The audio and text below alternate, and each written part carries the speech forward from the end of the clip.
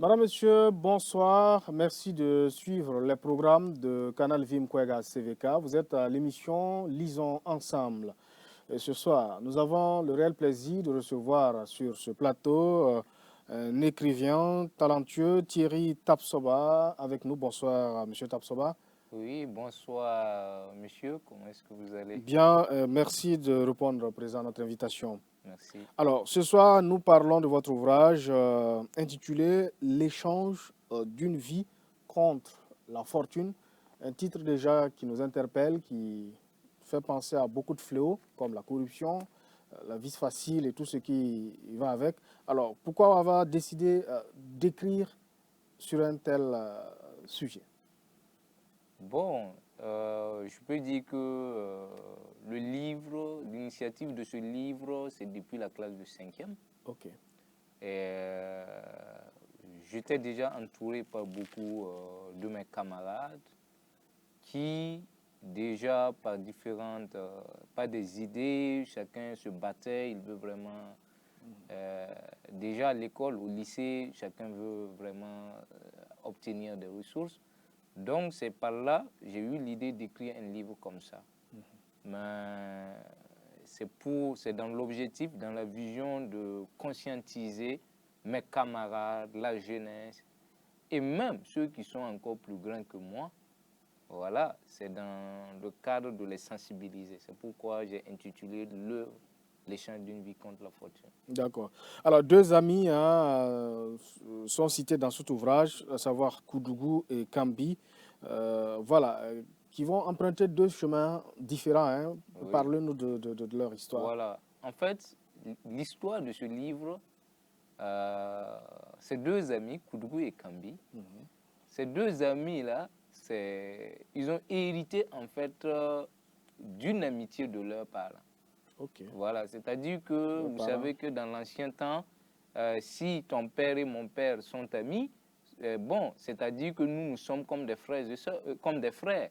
Et donc, en réalité, c'est de cette amitié-là qu'ils ont hérité. Et maintenant, après la mort de leurs deux parents, qu'ils avaient des richesses, ils ont perdu en fait cette richesse et maintenant, chacun est en train de reprendre un chemin pour vraiment s'enrichir. Et voilà le chemin de ces deux jeunes. L'autre, lui, il va préférer passer par un chemin court et l'autre, lui, il préfère passer par un long chemin. Et bon, c'est dans ces deux éléments-là qu'on va réussir à vraiment s'approprier en fait une éducation, voilà. C'est-à-dire que Koudou, lui, il est prêt par exemple à sacrifier une vie pour obtenir de l'argent. De l'argent, oui. Comme il a si bien dit, même au prix des pleurs d'une mère, moi Koudou, je serai riche. Voilà. Et comme il dit, il a dit encore à son ami, malheur à l'esclave qui ne se soucie pas de son esclavage. Voilà. Malheur, si tu es misérable et tu ne te soucies pas de ta misère, bon, c'est malheureux pour toi. En réalité, quand on prend Kambi, lui, il veut réellement aussi réussir.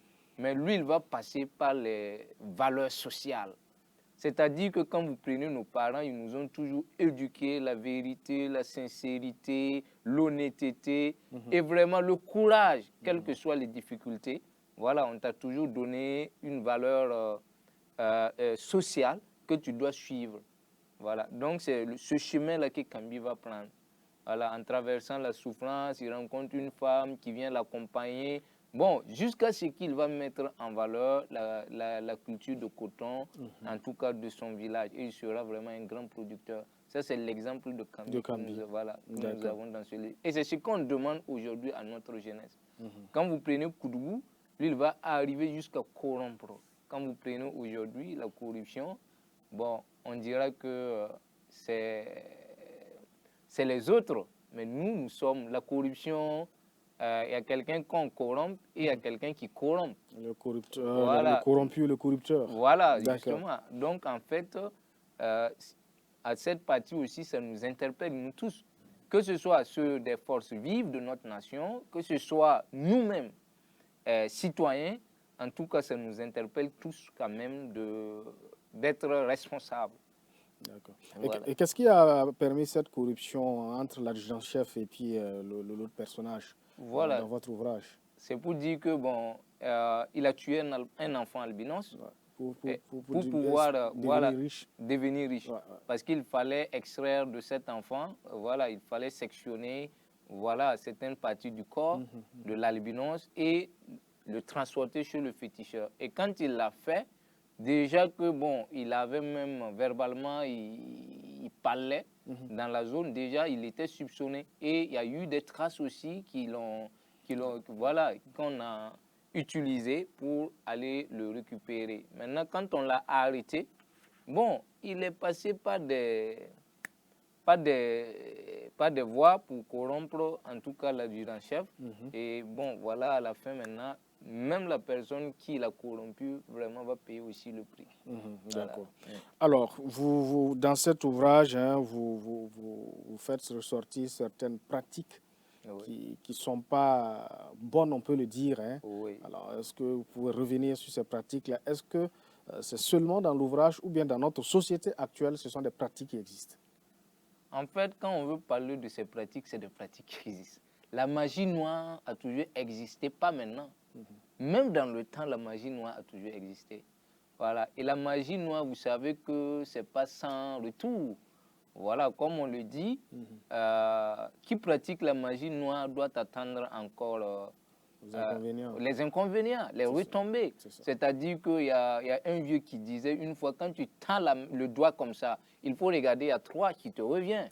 Donc, c'est pour quand même expliquer que, en termes de magie noire, en termes de ces pratiques-là, si tu as tué une personne, sache que la douleur que tu as émise, ça va te revenir 3 fois.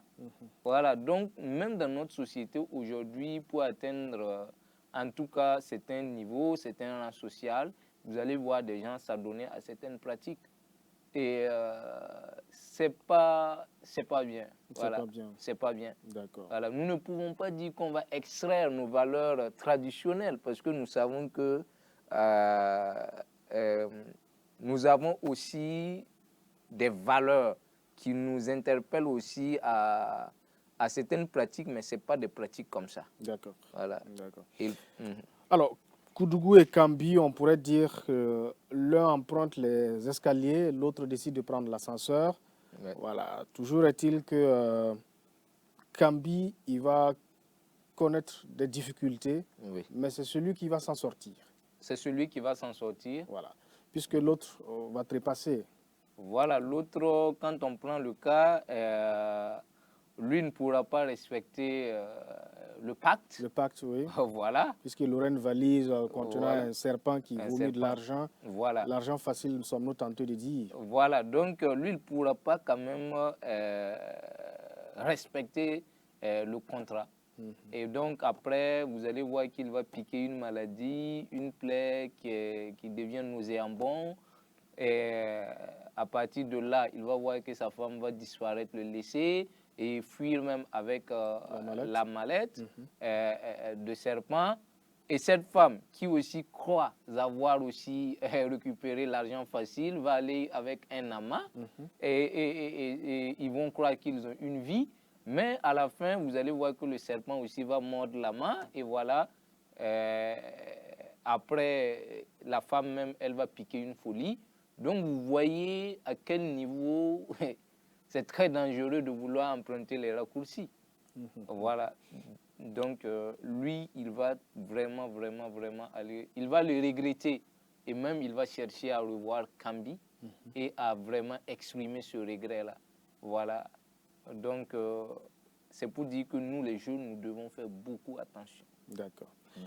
Nous sommes dans une société confrontée à d'énormes défis. Ouais. Il y a des Kambi comme il y a des Koudougou actuellement. Voilà. Et quel est le conseil ou le message que vous avez à la jeunesse aujourd'hui pour l'encourager à travailler dur pour réussir? Bon, le tout premier message que moi j'ai à adresser, c'est d'abord, vous savez qu'il faut d'abord toucher aussi nos parents. Parce qu'on dit que tout qu'on fait, nous avons des reflets. C'est-à-dire que nous avons quelqu'un à notre image. C'est pourquoi Dieu nous a confié à des parents. D'abord, la première éducation quitte les parents, la famille. Et après ça, nous pouvons aussi parler de l'éducation scolaire. Voilà. Et quittant du cadre de l'éducation à l'école, il faut aussi parler de l'éducation au sein de notre société. Voilà, la rue aussi qui éduque. Donc, c'est pour dire que moi, d'abord, j'interpelle nos parents, j'interpelle les éducateurs, et maintenant, j'ai adressé à ma jeunesse, à mes frères et à mes sœurs. C'est-à-dire que tout ce que notre pays traverse aujourd'hui, tout ce que notre société traverse aujourd'hui, il faut que nous prenions beaucoup conscience. Il faut que nous acceptons certaines situations si nous voulons réussir. La vie, on ne peut pas sauter du coq à l'âne. Et tu ne peux pas regarder la situation d'autrui pour vouloir vraiment ressembler.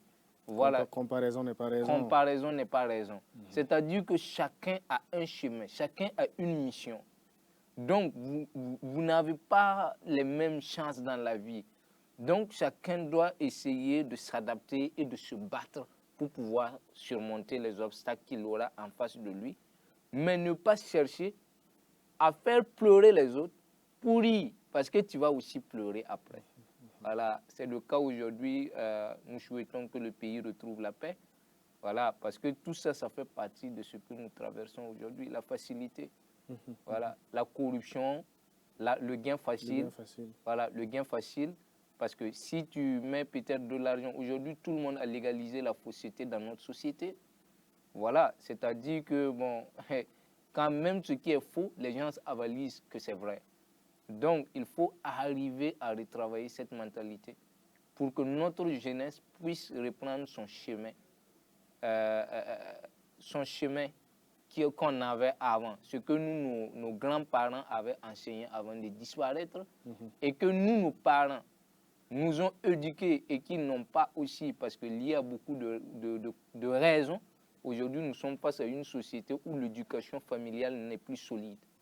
Voilà, donc il faudrait vraiment remettre tout ça là en ordre pour que voilà, la jeunesse puisse profiter. Il y a il y a le gain facile, il y a la corruption. Est-ce que tout cela ne découle pas aussi de la malgouvernance? Est-ce que l'autorité aussi n'a pas une responsabilité à avoir dans tout cela?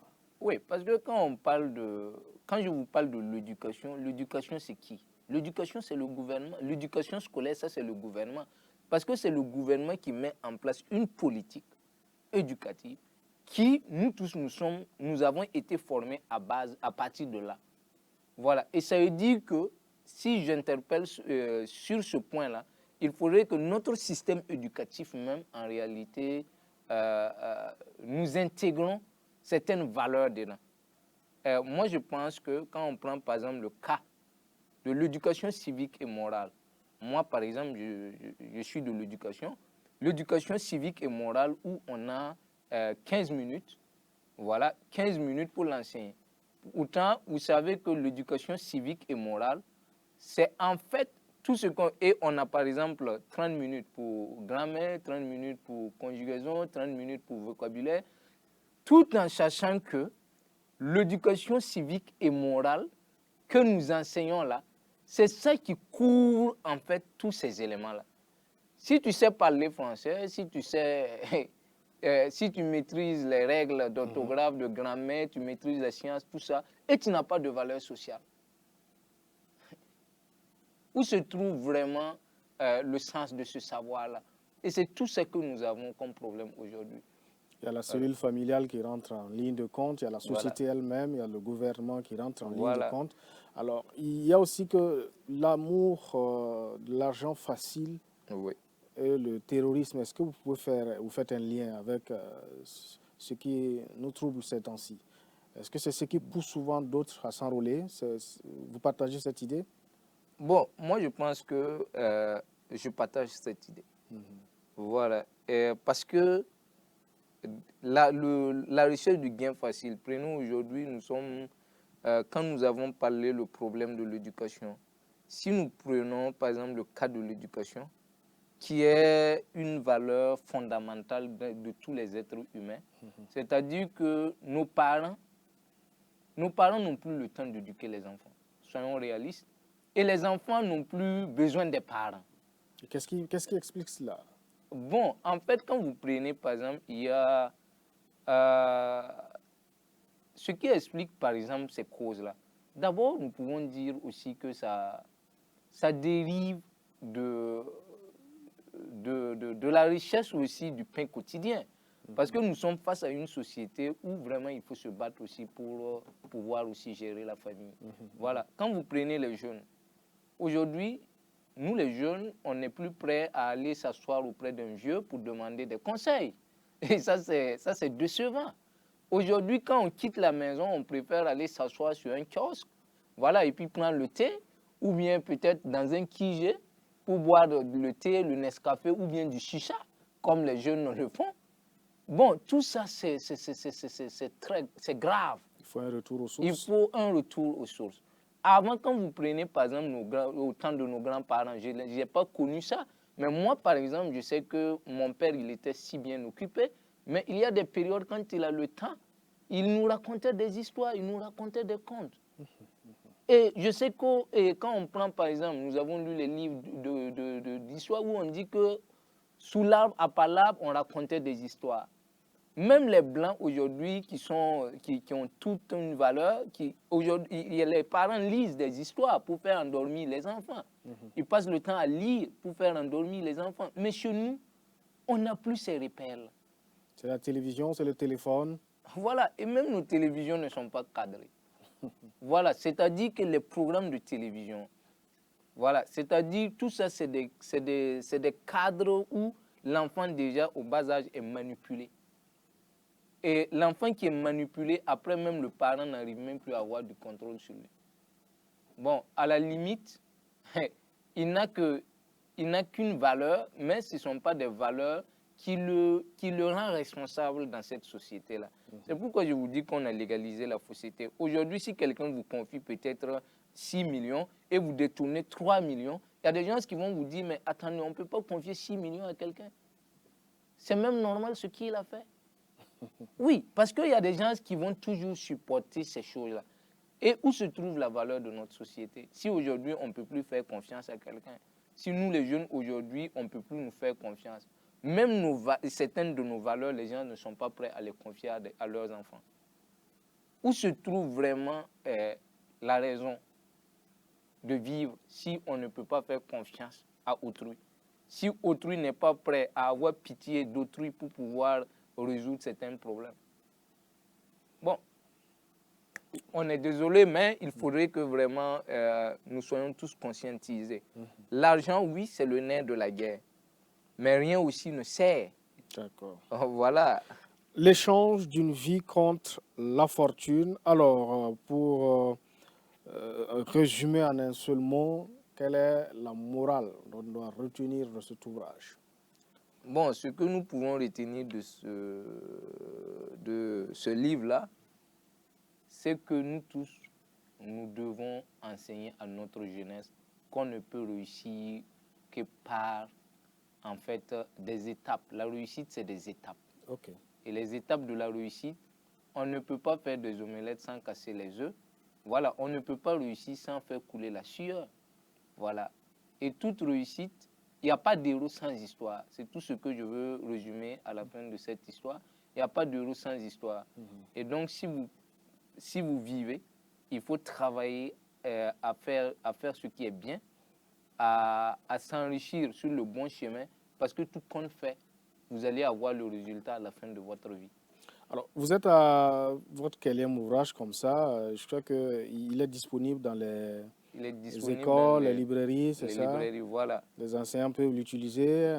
Voilà, les enseignants peuvent l'utiliser. Je sais que ça fait l'objet d'une étude scientifique, sciences langagières, parce que par le professeur Woro, voilà, Woro, et qui a été travaillé par c'est lui qui a dirigé, Woro, c'est lui qui a dirigé en fait ce travail scientifique-là. Okay. Mais c'est Yves Kantagaba qui a approfondi vraiment le travail.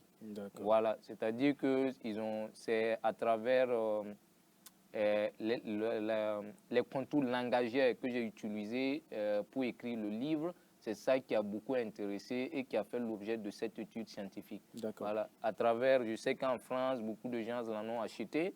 Voilà, et j'ai vraiment un stock en France, j'ai un stock vers la Chine avec un des amis. Voilà, et on peut le retrouver à Ouagadougou, ici, à travers mon contact.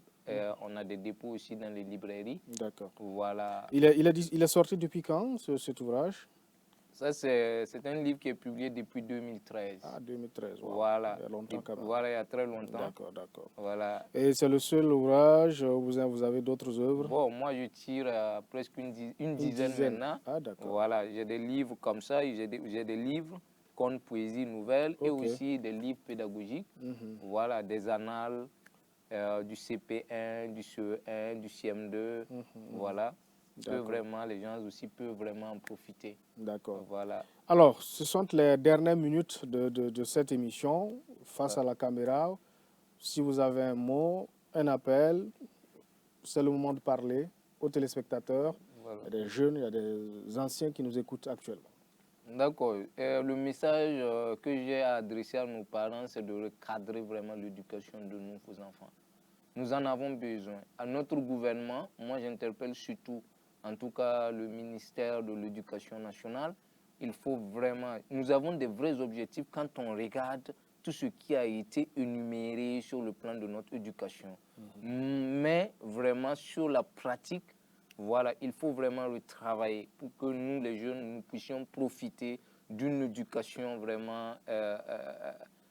d'une éducation encore plus solide. Je ne dis pas que ce n'est pas bien, mais on peut encore mieux faire. Et c'est ce que je vais solliciter à nos autorités. Nous, les jeunes, c'est pour dire que nous avons toujours besoin de nos parents pour grandir. Et tout qu'on fait, il faudrait que nous le voyions. Nous prenons nos parents comme nos complices. Nous allons vers les sages pour toujours profiter des sages conseils. Et c'est ce qui va vraiment nous aider. Et en dernier mot, moi, je sollicite à tout le monde des unions de prière pour la paix pour notre nation. Que le Tout-Puissant, le Dieu de nos ancêtres et tout, qu'il recouvre la paix pour notre chère patrie, le Burkina Faso. Je vous remercie. Merci d'être passé sur ce plateau. Beaucoup. Voilà. Et c'est la fin de cette émission. Je rappelle que nous recevions sur ce plateau M. Thierry Tapsoba avec son œuvre intitulée L'échange d'une vie contre l'infortune, un livre très intéressant à lire. Merci de nous avoir suivis. Bonne suite de programmes sur Canal Vim Kwega.